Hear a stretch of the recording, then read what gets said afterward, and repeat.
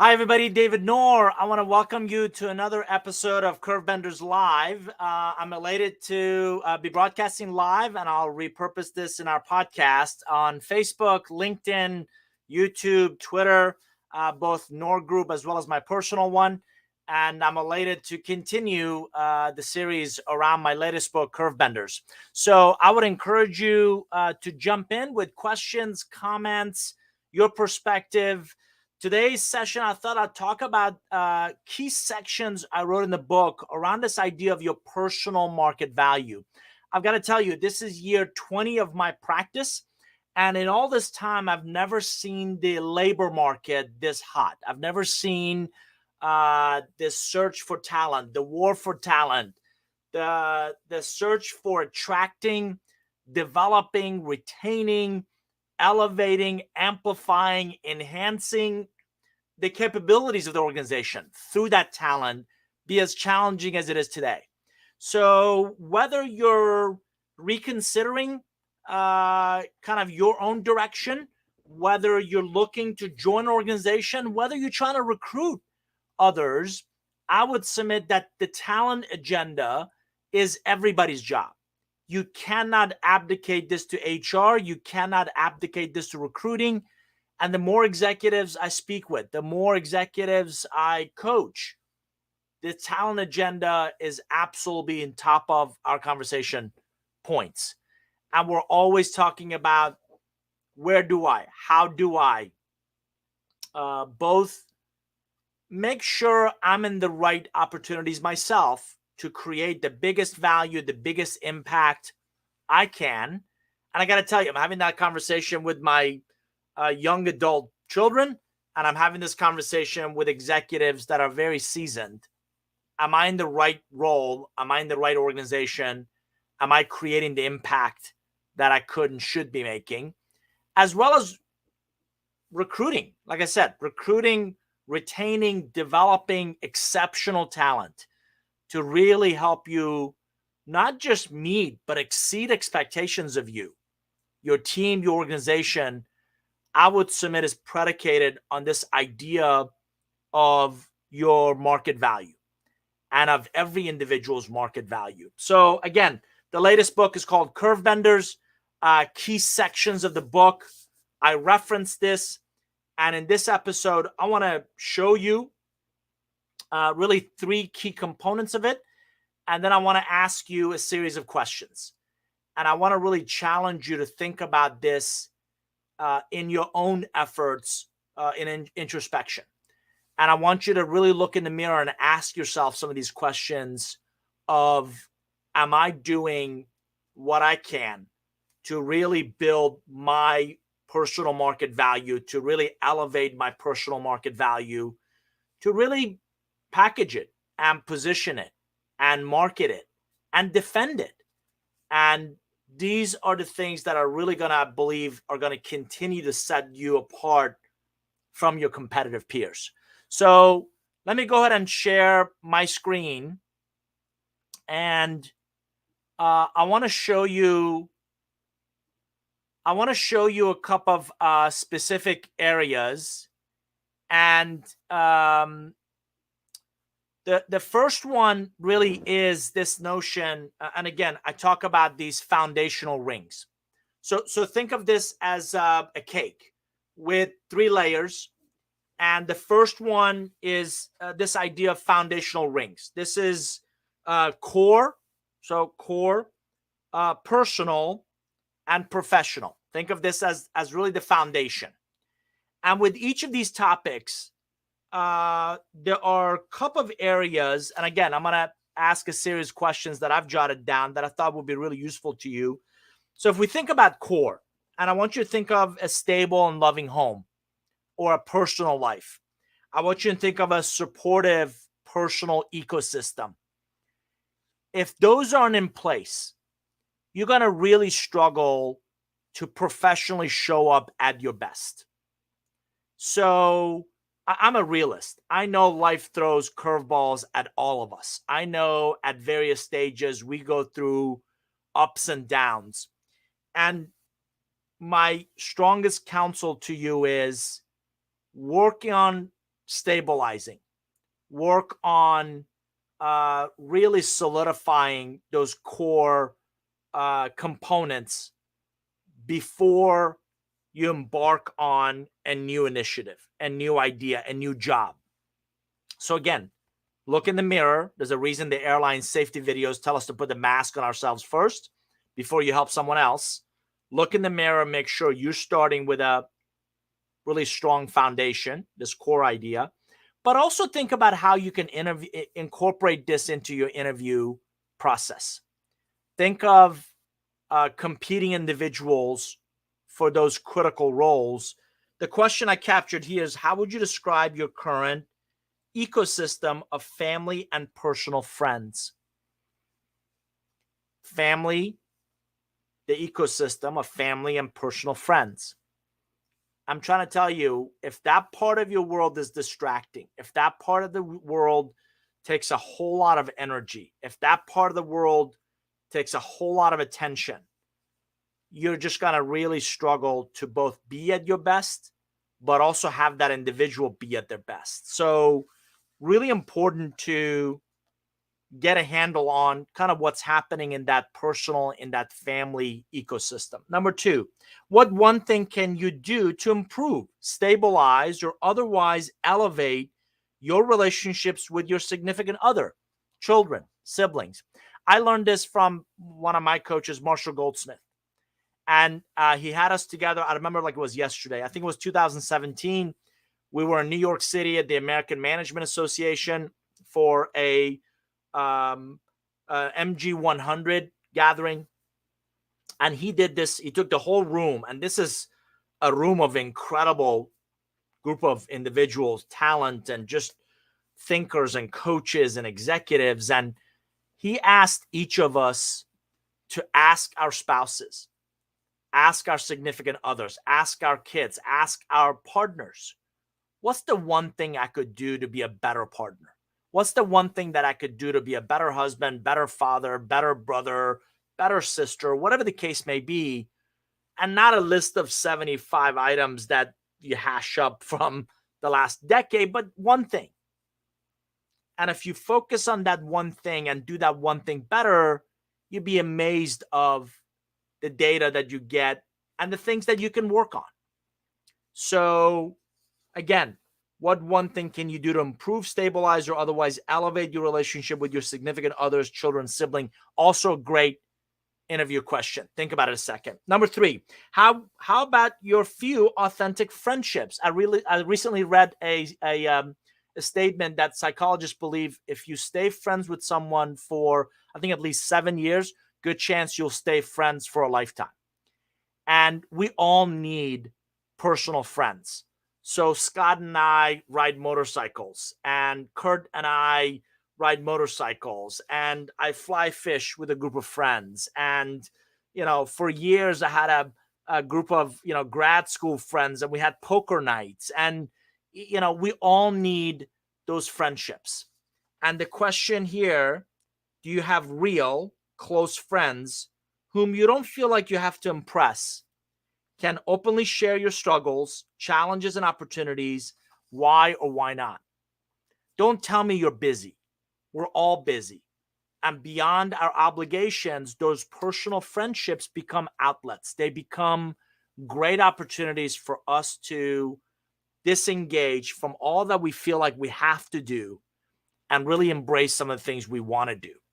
Again, we're live on Facebook, LinkedIn, YouTube, Twitter. Elizabeth has got a great comment. Let's see. It's imperative to take ownership of your professional, personal destiny. People have become way too complacent because they're being conditioned to play small and swim in their lane. Organizations have created these structures and perpetuate the status quo that we want people to be smart, but not too smart, be creative, but not too creative, be curious, but not too curious. This is such an important topic, David. Thank you. Elizabeth, you're exactly right.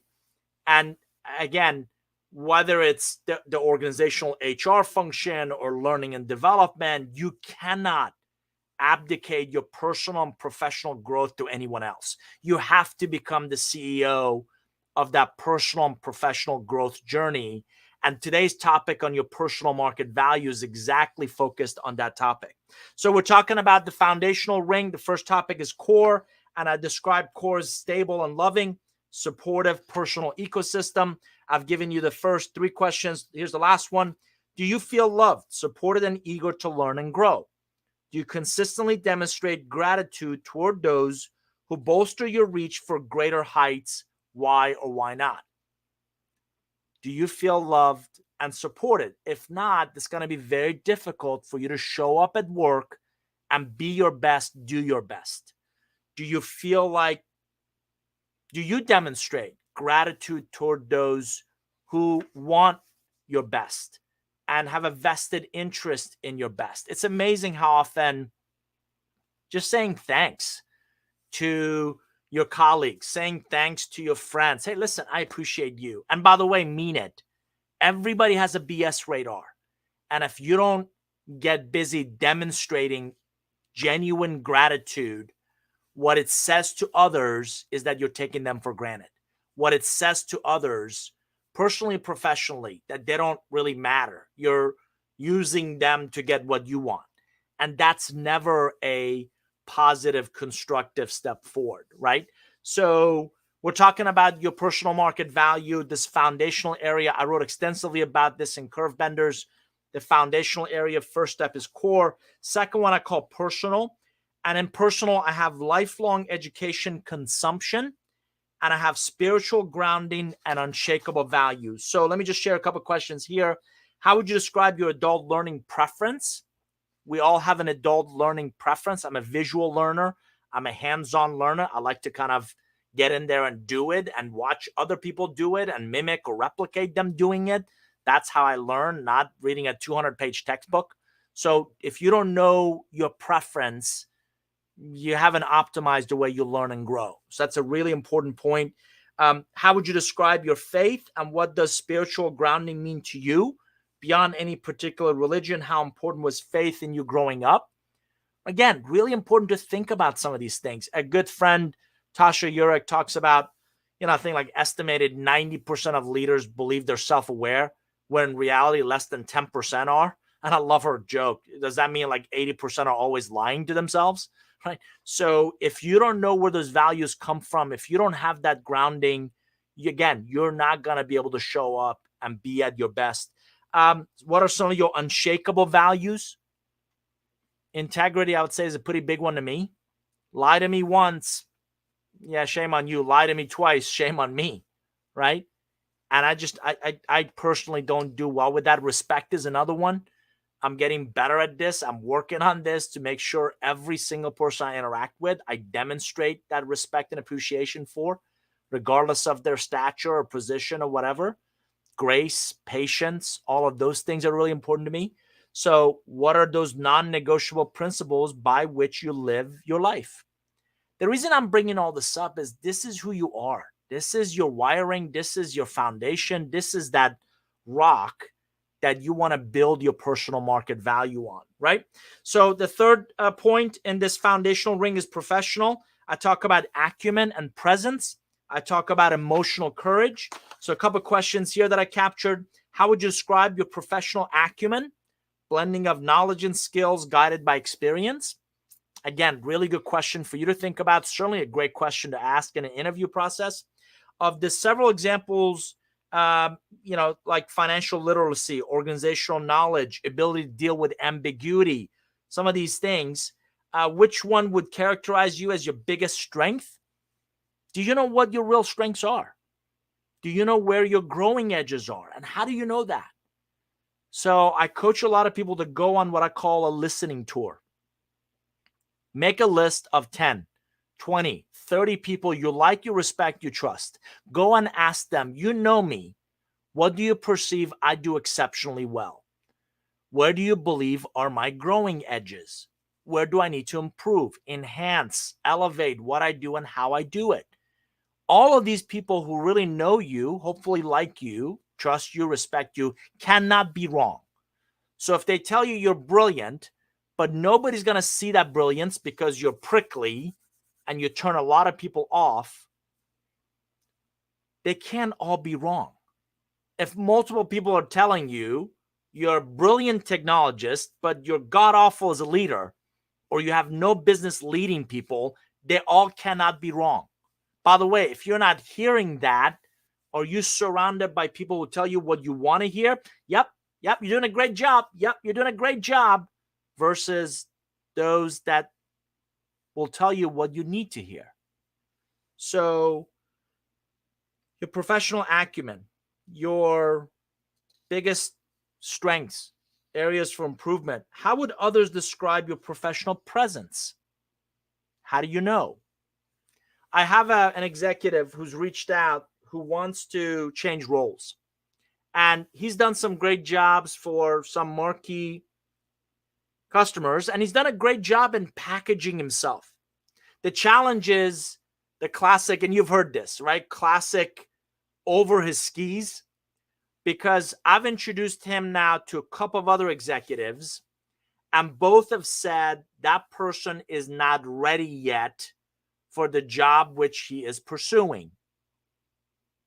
If he doesn't hear that from others, if he doesn't hear that from those that demonstrate a vested interest in his success, he's going to keep going after these jobs and be really baffled as to why he keeps getting rejected, or he's not latching on to the right opportunities. Sharp guy, really sharp individual, right? Enormous amount of potential, has marquee customer companies and brands in his resume, and he keeps reaching for the C-suite position for which he is not qualified. And I've talked to two executives I've introduced him to who both say he is not quite ready. He would be a project that they don't have the bandwidth to take on. If you're not hearing that kind of insight about you from people who have a vested interest in your success, maybe it's time to start looking for other real relationships. So we're talking about your personal market value. I've written extensively about this in the Curve Bender's book. First section, think of this as a cake, 3-layered cake. First set of rings, I call them foundational rings. Core, personal, professional are the components there. The second one, I call value accelerants. Value accelerants likewise have 3 areas: financial, relational, and brand. Financial, relational, and brand. By the way, I'll post these in our private online community called the NOR Forum. If you haven't joined us yet, norgroup.com/forum. I would encourage you to come check it out. Come join us. 2,500 or so folks already, like-minded professionals. And that's where I post some of my best content. So come join us in the NOR Forum, and you'll see images and a PDF document you can download with this session. So financial, that includes quantifiable metrics, P&L performances, compensation, capital raises, exits, IPOs, those kinds of things. What would you describe? Good question here for you to think about. What would you describe as the financial highlight of your career thus far? Financial highlight of your career thus far. If you're not leading a P&L, this would be a really good time for you to learn what it's going to take for you to get there. If you're leading a P&L, what has to happen for you to lead a larger one? It's not about the P&L. It's about the authority, the accountability, the responsibility to both be in charge of the levers of the top line growth, the revenue, but also the cost structure. And it's really the first opportunity for you to see the entire field, and in American football vernacular, become the offensive coordinator, not just the quarterback. Because the offensive coordinator may sit right top of the stadium, sees the entire field, sees all that's going on. Quarterback just sees and is responsible for a part of it. So you're the financial highlight of your career. You're going to want a couple of really successful one under your belt, and what you contributed to that success, not just your output, but the outcomes also go a long way.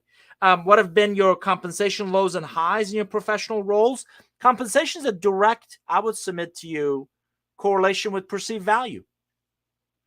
What perceived value do you bring? Your experience, your knowledge, your relationships, your ability to hit the ground running.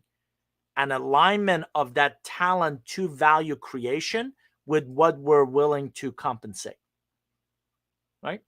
So what have been your compensation lows and highs? Have you ever been responsible for a P&L? If so, what were the highlights? If not, what has to happen for you to reach that level of authority and accountability? Again, think about your career journey. Think about where you've been and what you've done. Financial is a metric. It's a right, the measuring stick. Your ability to lead. I lead a sales organization of 10 million or 100 million or a billion. You can see that's a very different level of conversation. The second area within the value accelerants is relational. So past and present relationships, access to open doors. How would you describe, a couple questions here. How would you describe the breadth, depth, and relevancy of your professional relationships today? Let me ask that question again. How would you describe the breadth, depth, and relevancy of your professional relationships today? If you're not thinking about these things, you're missing out on that opportunity of elevating your personal market value. Because I've been an advocate of this for almost 2 decades, over 2 decades. Beyond your educational foundation, beyond your professional pedigree, your portfolio of relationships become your biggest asset. So the breadth, the depth, and relevancy of your professional relationships will absolutely set you apart. Not if you don't talk about it, not if you don't measure it, not if you don't nurture it, not if you don't tap into it on a regular basis, not if you don't sustain them over some period of time. Another question. We have a relationship economics quiz on our website. If you've taken it, what was your score? What was your profile? It's a really good way to think about the breadth and depth of your relationships, your business relationships. And the score gives you a set of recommendations to kind of think about. Do you have a written, captured, well-defined list of your top 10, 20, 30 business relationships you can reach out to and ask questions or an idea by for their suggestions, or talk you off of a proverbial career cliff? If you don't have a list of 10, 20, 30 go-to business relationships, why not? What has to happen for you to develop that? More importantly, and equally valuable, whose list are you on? Are people calling you for your advice, your counsel, your suggestions, your ideas, your perspectives? Hey, here's what I'm thinking. What do you think? If you're not getting those calls, why not? Are you making those calls of others, asks of others? Because that's how you are going to nurture those relationships. So in the value accelerant, the second topic is relational. I would encourage you to spend some time really thinking about your breadth and depth of relationships. The third one is brand. The third one is the articulation of a vision, your digital savviness, is a couple examples. So I coach this all the time. What 3 attributes do you want your personal professional brand to be associated with? Now, I know you could come up with a list of 75, but this is a very simple litmus test for me. If 2 people were talking about you, hopefully in a positive manner, positive tone, in a room, and you weren't in the room, what would you want them to say? Nor is, hopefully, again, in a positive, dependable, reliable, intelligent. He forces me to think. I love this comment by an executive that I've been coaching for the last year plus. Nor is always going to push you to become the best version of yourself. Yeah. So what brand are you trying to build, and how consistent are you with that? Which is the next one. If I were to go randomly ask a dozen people who know you, would they use the same brand attributes? How do you know? Right? And again, this is, I struggle with those who leave this to chance. I struggle with those who are not as proactive in identifying and building and nurturing and sustaining their leadership brand. What are some examples of how you're living your brand promise every day to turn those attributes into brand equity? Again, these are not just great reflection and introspection questions, but hopefully some questions you can also ask individuals you're recruiting. Because what they've done and how they've done it is great. It's not directly correlated to their potential success at your organization. Different company, different industry, different organization, different ecosystem. And last time I checked, no successful leader is an island. So they're all supported by others. And particularly since we're all still, a lot of us, working remote, and that virtual working remote and leading remote team is going to continue to be a big part of our world. How proactively are you living that brand promise every single day? How consistently are you turning that brand promise into brand equity? So we've been talking about your personal market value. I'm live on Facebook and LinkedIn, YouTube, and Twitter. I hope, as Elizabeth did, you'll jump in with your questions, comments. We're talking about what's your real market value, whether you're looking to change jobs, you're looking to take on more responsibility, equally valuable. If you're trying to recruit, attract, retain, develop exceptional talent, I've written extensively about this in Curve Benders. I think it would really help you. The third, but certainly not last platter, and we're talking about this idea of three-layered cake, right? The first one was foundational. The second one were the value accelerants. This third one I call growth enablers. And the three attributes in growth enablers is resilience, relevance, and S-curve. So within resilience, the ideas like navigating the current turbulence, anticipating, plan, and guiding yourself, your team, your organization through unknown, previously unforeseen environments. Let me know if any of this sounds familiar in the last couple of years, right? So resilience, what are the top three most compelling trends in your industry that will have a material impact on your personal and professional success? You know what I call the proverbial question, what keeps you up at night? Intellectually lazy. Because I always want to say heartburn. You got a solution for that?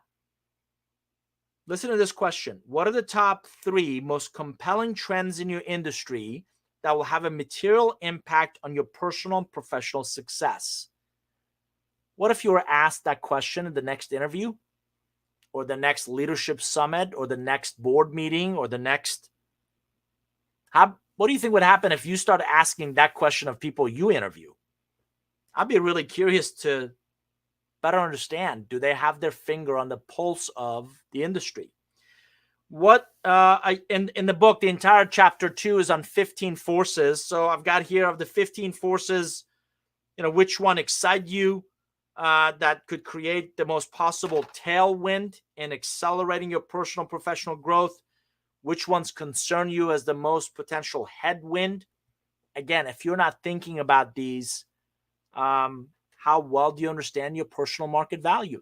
Perhaps one of these trends, you have a direct correlation with creating success in it.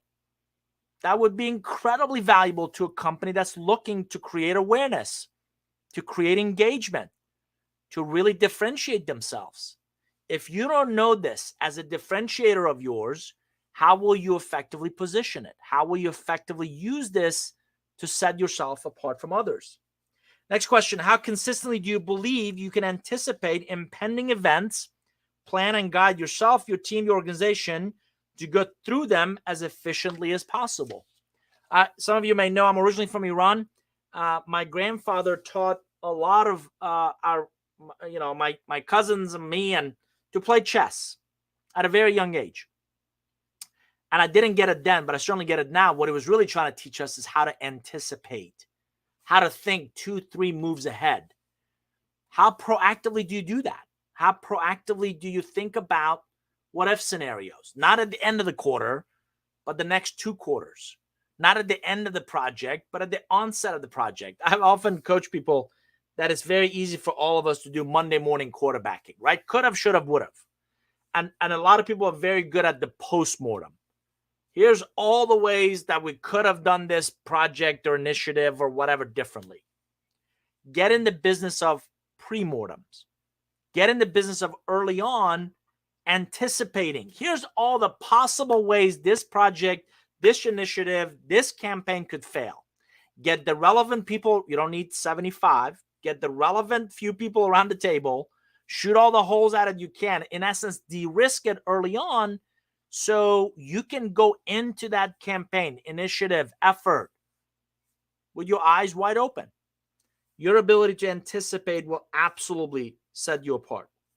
The next one is relevance. What do you believe is most helpful in your ability to remain relevant in how you collaborate with others, create outcomes in your function, and deliver quantifiable value to your organization? Think about it a second. How are you relevant?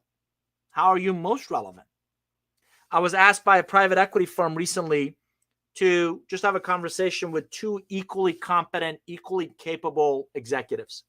And this PE firm has used me several times, and they wanted my input on their breadth and depth of relationships. So I asked both, by the way, fantastic educations, both really strong pedigree. I asked one around his portfolio of relationships.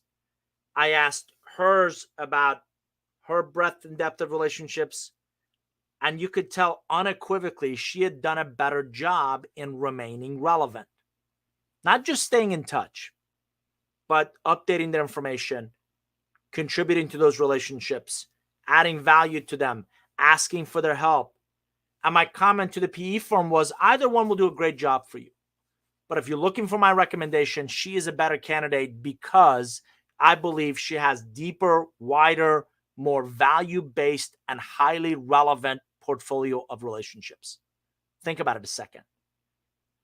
If you've ever been the number 2 candidate for a job, you know that's not a fun place to be in. There's no close doesn't count.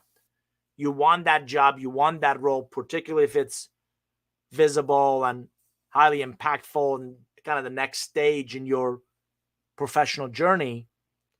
And they ended up going with her. And the comment to him was, you're a great number 2 candidate. She's just a better fit. That better fit was the breadth and depth of her relationships and the fact that she was relevant. What have you found to be particularly useful in your efforts to create time, space, and actionable insights from reflection? Relevance in many ways is about you making time for reflection. What am I doing? What am I reading? What events am I attending? Can I have a relevant conversation about world events? Can I talk about key trends I anticipate happening, whether they're inflationary pressures or talent, right? Those all make you relevant. How has the definition of success evolved in your professional journey? Life outside of work. All work and no play makes you a pretty dull person. Do you also invest in your personal professional growth outside of that purely work environment? Because you don't have to be a scratch golfer, but if you know how to play golf or tennis, or you know anything about sailing, if you've traveled, right, you're just that much more relevant in the conversations. So I'm always fascinated by how people can use examples of adaptive or accelerated learning to remain relevant. Last but not least, on this personal market value, on this professional market value that, again, I've written extensively about in Curve Benders, this idea of S-curve. I initially heard it about it from a Marshall Goldsmith MG100 colleague, Whitney Johnson. She's written extensively about it.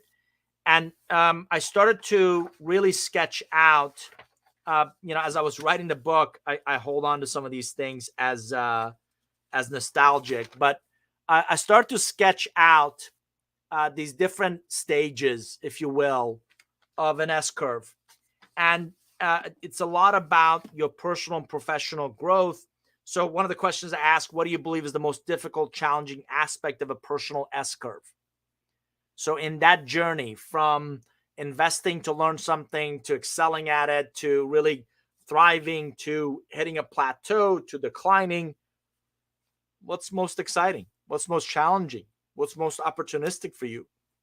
And by the way, I've always believed specificity conveys credibility. So don't give me motherhood and apple pie. I tell people I'm allergic to vagueness. Give me specifically where have you benefited from that personal S-curve? Do you believe you've gone through a complete personal S-curve reinvention? What went well for you? Where did you struggle? Again, really good introspection question for yourself, but also, I believe, a fantastic interview question. How do you believe you can more proactively identify your plateau stages and plan on the next personal S-curve to begin investing in before you flatline. So personal reinvention is going to be critical to your success as the market is becoming much more dynamic, much more quickly. What you did, how you did it a decade ago may or may not be relevant. We've recently stood up a RevOps, revenue operations practice. My partner, Jen Cords, runs it for our firm. And as Randy Seidel, founder of Sales Community, and I interview sales executives, chief revenue officers, chief marketing officers, CEOs of predominantly tech companies on the Sales Community's podcast called Tech Sales Insights. I would encourage you to check it out. The more I talk about the fact that RevOps wasn't a thing when I was selling. We didn't have HubSpot or Marketo. We barely had Salesforce, and that was in its infancy stages. And we certainly didn't have customer success. So how are you identifying those plateaus in your learning and growth to really think about reinventing yourself and what that next personal S-curve looks like? So again, we've been talking about this idea of your personal market value. I've written extensively about it in the Curve Bender's book. Just as a quick summary, if you joined us late, think of it as a layered cake. So the foundational rings are core, personal, and professional. The next level I call your value accelerants. That is financial, relational, and brand. The very top of it are your growth enablers, and those are resilience, relevance, and the S-curve. We're actually working on a tool to help you go in, answer some questions, and it gives you not just a descriptive, but a prescriptive effort on how to elevate your personal market value. We're actually also trying to quantify it. So this idea of how much are you worth, there's actually, I'm building a methodology around and a tool around how to do that effectively. But I would welcome your comments. Again, we've stood up our own private online community called the NOR Forum. If you go to norgroup.com/forum, that's our private online community, roughly about 2,500 like-minded professionals who are focused on personal relationships and reinvention and real change and real innovation and lasting change, if you will. I'll put images and copies of these questions in there. I would encourage you to come check it out. I would encourage you to really look through these questions and ask yourself, how am I doing against some of these? What are the areas for me to really build on certain strengths? What are the areas that I need to personally and professionally double down, invest in? And by the way, don't do this in an island. Go, as I mentioned earlier, on a listening tour. Make a list of 10, 20, 30 relationships who know you and like you and trust you and respect you and vice versa. And go ask them some of these questions, because I've long believed the day you stop learning and growing is the day you become complacent. The day you become complacent, you're no longer valuable to your biggest asset, which is your portfolio of relationships. So again, I hope this session has been useful to you. I'm David Noor. This is the Curve Benders podcast. I try to launch a new episode or deliver a new episode every week. Hope you'll join us Tuesdays, typically at noon Eastern. I'm live on multiple platforms, and then we repurpose this as a podcast, as well as blog posts and articles and other tools that hopefully you can put to use. On that note, thanks for being here. Thanks for watching. Thanks for listening. Hope this has been of value to you. I'll see you next time. Thanks, everybody. All the best. Bye-bye.